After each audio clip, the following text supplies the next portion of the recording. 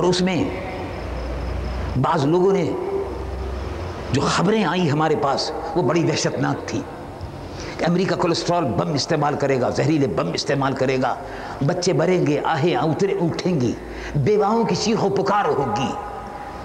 اس لیے کوئی ایسا درمیانی رستہ مذاکرات کا نکلے۔ ایک دو آدمی یہ مشورہ دے رہے تھے۔ تیسری رات ہوئی، تیسری رات پھر دونوں جہاں کے تاجدار کا کرم ہوا۔ رسول اللہ کو اپنی امت سے پیار ہے، بے شک رسول اللہ اپنی امت کے قریب ہیں، اپنی امت کی جانوں سے بھی زیادہ قریب ہے۔ اولا بالمؤمنین من انفسہم، یہ ایسے رسول ہیں کہ جب امت پر کوئی مصیبت آتی ہے تو رسول اللہ صلی اللہ علیہ وسلم کے ہاتھ دعا کے لیے اٹھ جاتے ہیں، اور ان کا رب ان کی دعا کو رد نہیں فرماتا۔ رسول اللہ کی رحمتیں بکھرنی شروع ہو جاتی ہے، پھیلنی شروع ہو جاتی ہے۔ آپ نے دیکھا 65 کی جنگ میں ہندوؤں نے سیال کوٹ پر حملہ کیا، لاہور پر حملہ کیا، مختلف مقامات پر بارڈر کراس کی۔ چمنڈا کے میدان میں جب یہ غازی، یہ فوجی، یہ غازی، یہ تیرے پراسرار بندے اللہ کے حکم سے جہاد کر رہے تھے ہندوؤں کے خلاف سن 65 کی جنگ میں، تو چمنڈا اور سیال کوٹ کی بارڈر پر مجاہدوں نے ٹینکوں کا رستہ اپنے سینے پر روکا، اور بے شمار مجاہدوں نے خواب میں دیکھا کہ رسول اللہ صلی اللہ علیہ وسلم اپنی امت کی نگہبانی فرما رہے تھے، اور چمنڈا کے میدان میں پاکستانی فوجوں کو فتح ہو گئی۔ آج بھی میں یقین رکھتا ہوں ملا عمر صاحب کے اس بیان پر، جس میں انہوں نے پاکستان کے لوگوں سے، علماء سے یہ کہا کہ ہم کو رسول اللہ کی زیارت کا شرف حاصل ہوا، اور اللہ کے محبوب نے فرمایا ہے کہ مقابلے کا فیصلہ کرو، اور فیصلہ کرنے کے بعد اس پر ثابت قدم رہو، جہاد کا علم بلند کرو، کفر پر غلبہ حاصل کرو۔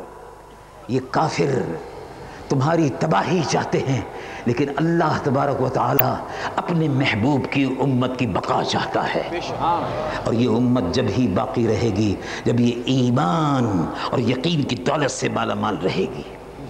میرے عزیز محترم اور میرے پیارے بھائی، اس وقت ہم، اس میں کوئی شک نہیں کہ ہم بڑے نازک موڑ پر کھڑے ہیں۔ افغانستان کے معصوم بچوں کی، افغانستان کی بیواؤں کی، یتیموں کی آہیں ہمیں پکار رہی ہیں۔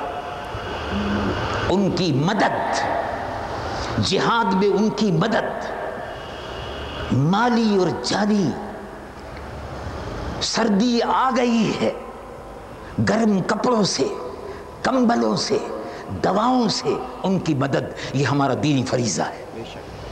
اور آپ نے دیکھا اور آپ نے سنا، میرے آقا حضور پر نور سید العالمین محمد رسول اللہ صلی اللہ علیہ وسلم نے غزوہ تبوک کے موقع پر مسجد نبوی میں اعلان فرمایا، مسلمانوں جہاد کے لیے تیار ہو جاؤ۔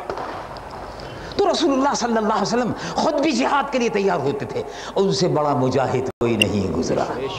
27 جنگوں میں، غزوات میں خود رسول اللہ تلوار لے کر، سینہ سپر ہو کر رات کو نمازیں پڑھتے تھے، پڑھاتے تھے، اور دن کو غازیوں کی قیادت فرماتے تھے۔